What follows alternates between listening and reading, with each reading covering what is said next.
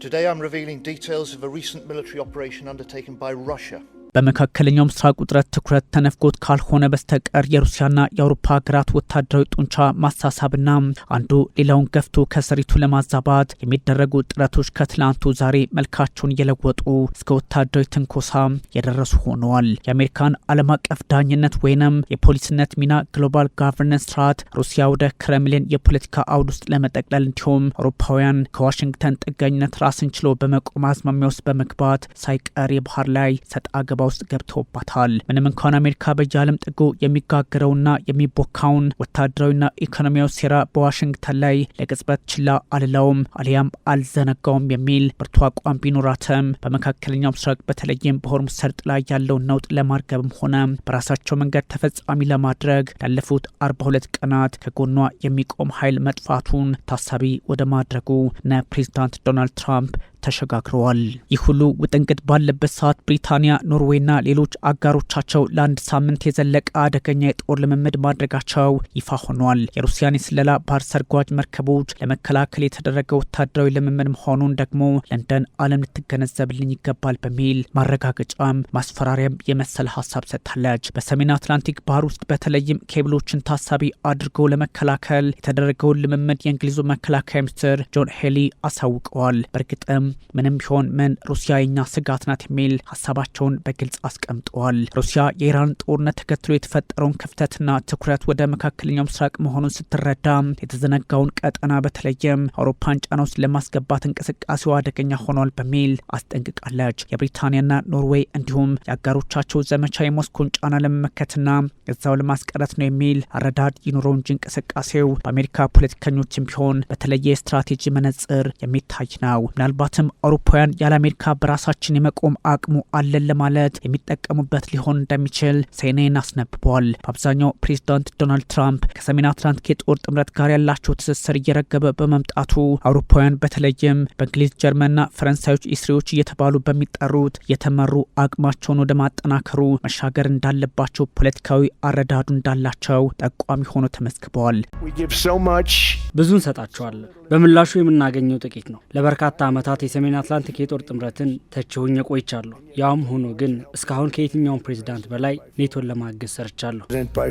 እንግሊዝ የሮያል ባህር ኃይል ፈጣን የጦር መርከቦች፣ አውሮፕላንና በርካታ ባለሙያዎች መሳተፋቸውን አረጋግጣለች። የሩሲያን ጥቃት ባህር ጠላቂና 2 የስለላ ሰርጓጆችን በሰሜናዊ ዩናይትድ ኪንግደም በመለየቱ ረገድ እንዲሁም አደገኛ ስለላ ስራዎችን መርከቦቻቸው ሳይሰሩ ቀድመን አክሽፈናል በሚል ሀሳብም ሰጥተዋል። አውሮፓውያኑ እንግሊዝ አጋሮቻችን አብረውን ተሳትፏል ከማለት ይቻገረም በስማቸው መጥራት እንኳን አልፈለገችም።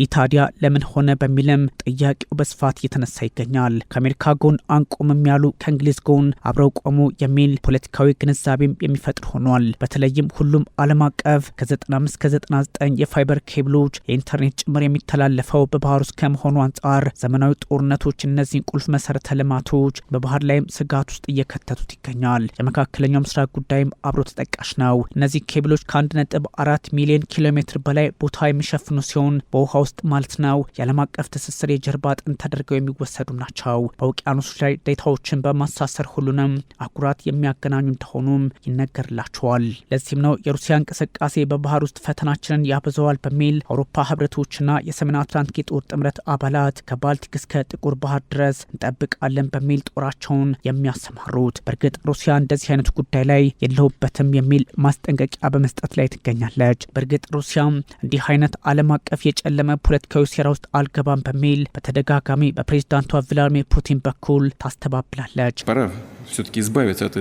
አሁን ይህ የቅኝ ግዛት ዘመን አስተሳሰብ የሚተውበት ነው ማለት የሚፈልገው አይናችሁን ግለጡ።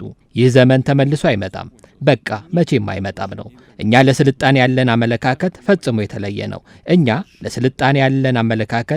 የተለየ ነው። ከጅምሩ በርካታ ስልጣኔዎች ነው ያሉት። አንዱ ስልጣኔ የተሻለ ወይም ከሌላው የከፋ አይደለም።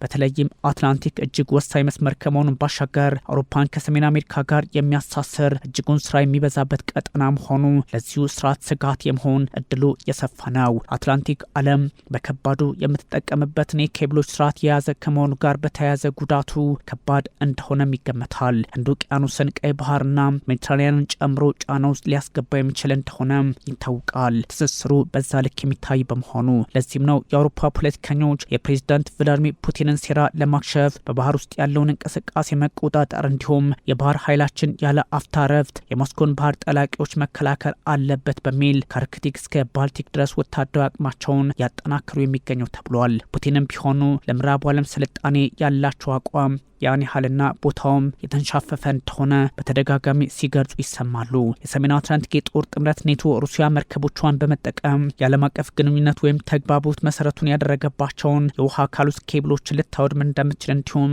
አሻጥር ልትሰራ እንደምችል በማመን ጦራቸውን ማንቀሳቀስ ላይ ናቸው።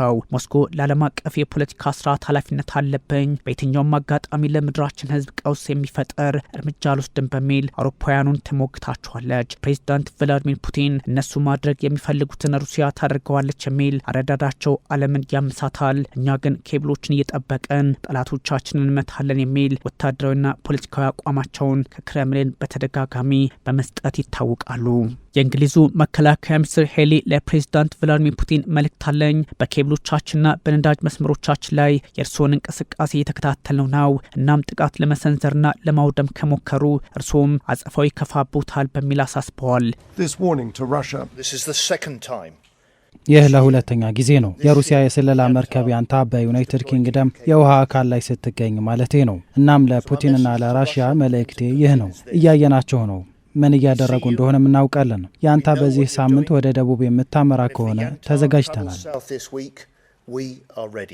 ከሞስኮ በኩል ያለው ወታደራዊ ጥንቃቄ እንዳለ ሆኖ በዚህ ልክ ወታደራዊ ውጥረት መፍጠር ለአውሮፓውያንም በጎ ውጤት ሊኖረው እንደማይችል ይነገራል። የኖርዌይ መከላከያ ሚኒስትርም ሩሲያ በኖርዌይና ብሪታንያ የባህር ኃይል ቀጠና ላይ በቅርቡ ልምምድ ማድረጓን አሳውቀዋል። ለዚህም ነው ችግሩ እየተወሳሰበ ወደ ሌላ ቀጠና ይሰፋል የሚል ስጋት እያመዘነ ሄደው። ኦስሎና ለንደን ሩሲያስ ሜን ዳይሬክተር ቱ ዴፕሲ ሪሰርች ጉጊ የሚባለው አደገኛውን ልምምድ አዘጋጅቷል የሚል ክስ አቅርበዋል። በውቅያኖስ ጥልቅ ክፍል ውስጥ በመግባት ጭምር ፑቲን በምዕራቡ ዓለም መሰረተ ልማት ላይ ጫና ለመፍጠር የሚሄዱበት ርቀት ነው በሚል ማሳሰቢያ ሰጥቷል የኖርዌይ መከላከያ ሚኒስቴር። የእንግሊዙ መከላከያ ሚኒስትርም የባህር ውስጥ አሰሳው በሰላሙ ጊዜ ስለላ ከዛም ወደ ግጭት ለመውሰድ የተደረገ ነው በሚል ሀሳብ መስጠታቸው ተሰምተዋል። ህዳር ላይ ብሪታንያ የሩሲያ የስለላ መርከብ ያንታር በሰሜናዊ ስኮትላንድ ጫፍ ላይ መገኘቷን ተከትሎ ወደ ግጭት ሊገቡ ተቃርበው እንደነበርም የሚዘነጋ አይደለም። በዩናይትድ ኪንግደም የኢኮኖሚክ ዞን በመርከበኞች ልኬት 200 ናውቲካል ማይል ወይም 370 ኪሎ ሜትር ርቀት ከባህር ዳርቻ ድረስ በሚዘልቀው ቦታ ላይ ትንኮሳ የሚመስሉ እንቅስቃሴዎች መደረጋቸውን አስታውሰዋል። ዓለም ወደ መካከለኛው ምስራቅ ትኩረቷን ብታደርገም ብሪታንያ ከሩሲያ የባህር ላይ እንቅስቃሴ ላፍታም ወታደራዊ ኢላማዋን አታነሳም የሚል አቋም እየተጋራ ነው። ሩሲያ ለኢራን የሰው አልባ አውሮፕላን በማቅረብ ላይ ናት በሚልም እንግሊዝ ለመተቸት ሞክራለች። ፑቲን በኢራን ጉዳይ ላይ የዓለም ቀልብ በመወሰዱ ሙከራቸውን በዛ አቅጣጫ እየሆነ ቢሄድም አሊያም በራሳቸው መንገድ ፖለቲካውን ለመስራት ቢሞክሩም ለዩናይትድ ኪንግደምና ለአጋሮቿ ዋነኛዋ ስጋት ሩሲያ ናት በሚል አስቀምጠዋል። አይናችን ከፑቲን አይነቀልም ሄሊ ብለዋል። እርምጃ ለመውሰድ እንግሊዝ ዝግጁ መሆኗንም አስቀምጠዋል። እንዲህ አይነቶቹ አካሄዶች ደግሞ የመካከለኛው ምስራቅ ፖለቲካን ዓለም ገና ሳትወጣው የሩሲያና ዩክሬን ጦርነት መቋጫውን ሳያገኝ ከዚህም ከዛም ያሉ ውጥረቶች የተባባሱ በሩሲያና በኔቶ መካከልም በተለይም በአውሮፓውያን አባላት ላይ ችግር ሊፈጠር እንደሚችል ጠቋሚ ያደርገዋል የሚል ፖለቲካዊ ትንታኔ በመሰጠት ላይ ይገኛል።